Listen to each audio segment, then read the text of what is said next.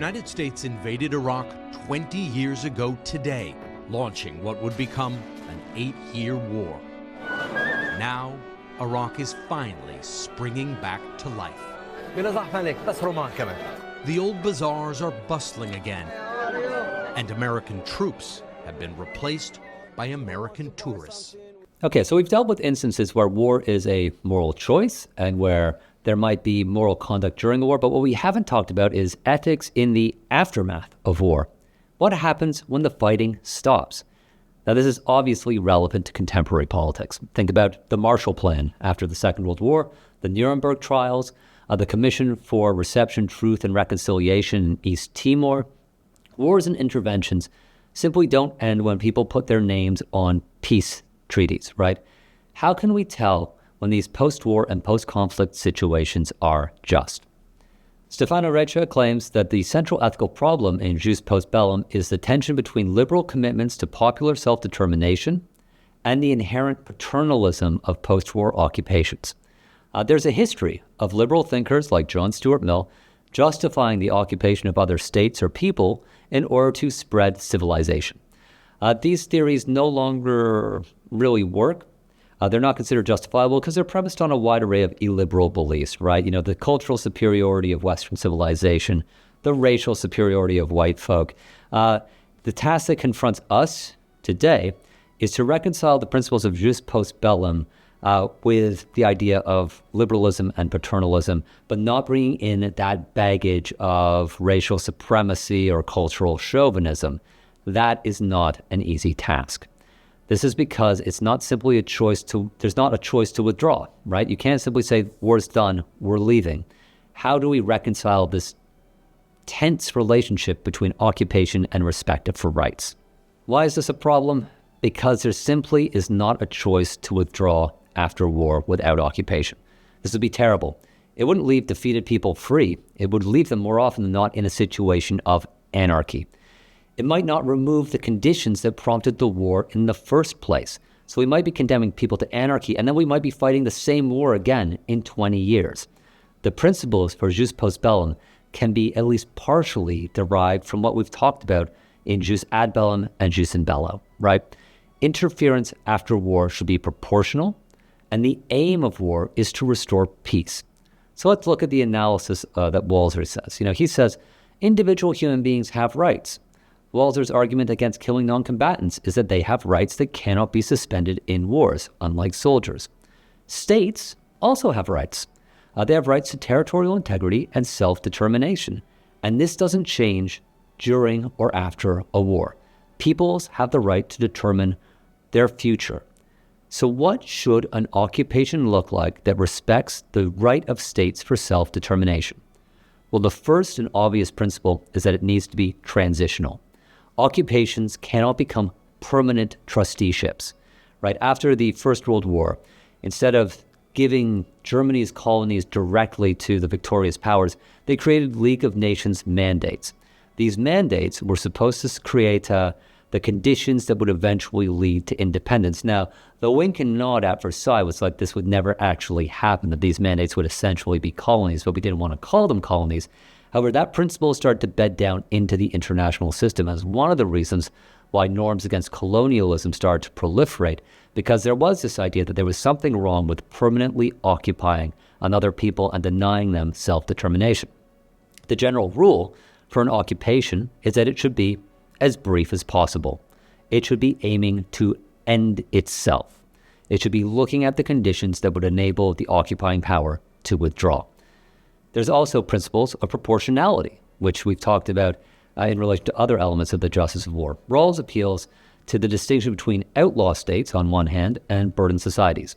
Outlaw states are states that are despotic, that abuse human rights, that pursue aggressive foreign policies. Burdened societies, by contrast, lack the cultural and material basis to maintain reasonably just social institutions. Now, with outlaw states, we can look at sort of states that are aggressive. This might be like Napoleonic France, but it ranges up to genocidal states like Nazi Germany. When occupying states like this, we need to have a different form of occupation, right? Some form of occupation that results in a loss of sovereignty, but one that will have a duration and depth contingent on the intensity of the occupied state's crime. Right? So Germany required significant reconstruction after the Second World War, people will say. There needed to be significant denazification, there needed to be democratization, and there needed to be sort of assurances that we would not be back into the state that produced the Second World War anytime soon. There is a presumption that the right of self-determination prohibits the occupying forces from radically reshaping the constitutions of a new state. So it's not sort of changing people's ways of lives, it's removing the fundamental causes of conflict. Perhaps one of the most controversial examples of this would be the Japanese Constitution imposed by America and the Allies after the Second World War. Now, this removed some of the causes of Japan's aggression. Well, this is what its defenders will say. It removed the divinity of the emperor, created the basis of parliamentary government, and it prohibited Japan from having a standing armed force, though it was allowed to have a self-defense force.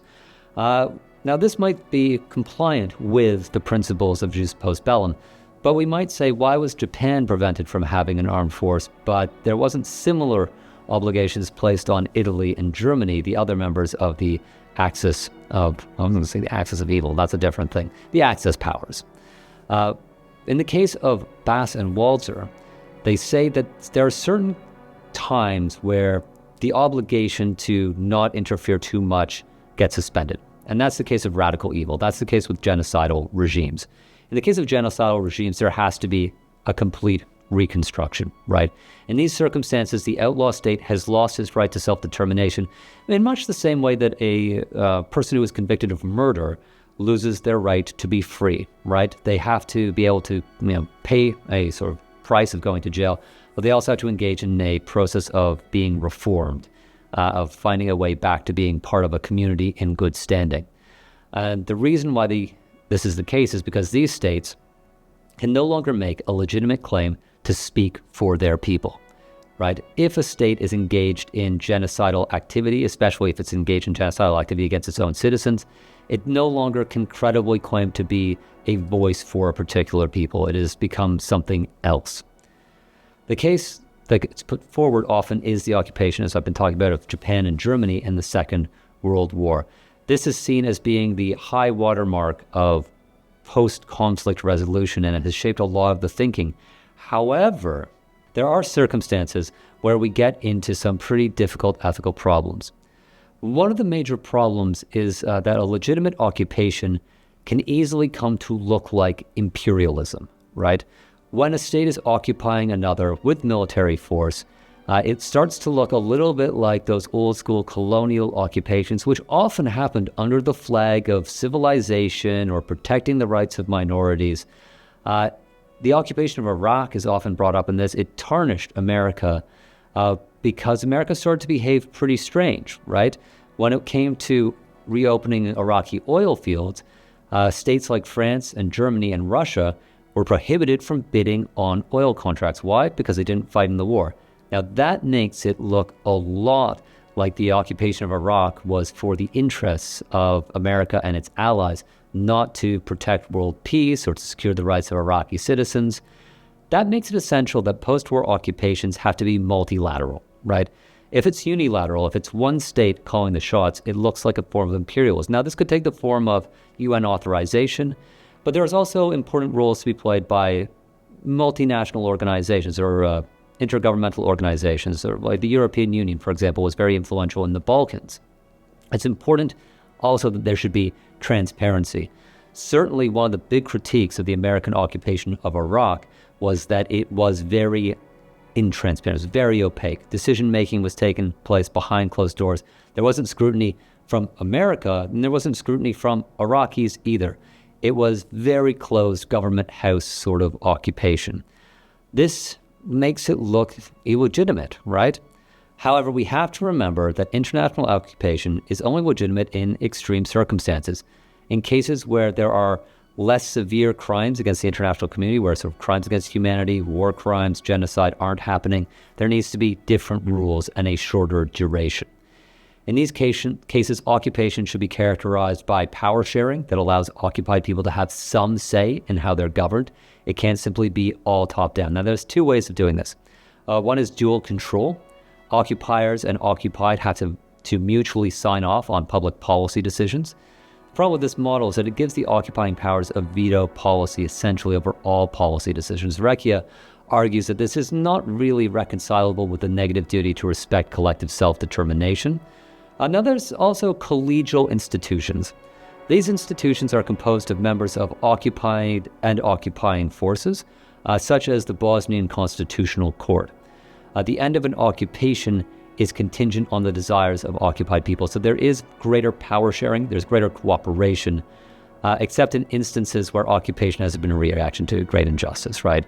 If there wasn't some form of democratic control, then occupation would run the risk of becoming, simple autocracy. Okay, so let's sum up jus post bellum. The principles of jus post bellum is, as I said at the beginning, reconciling paternalism with liberal respect for rights. How do we respect people's self-determination when we are occupying them?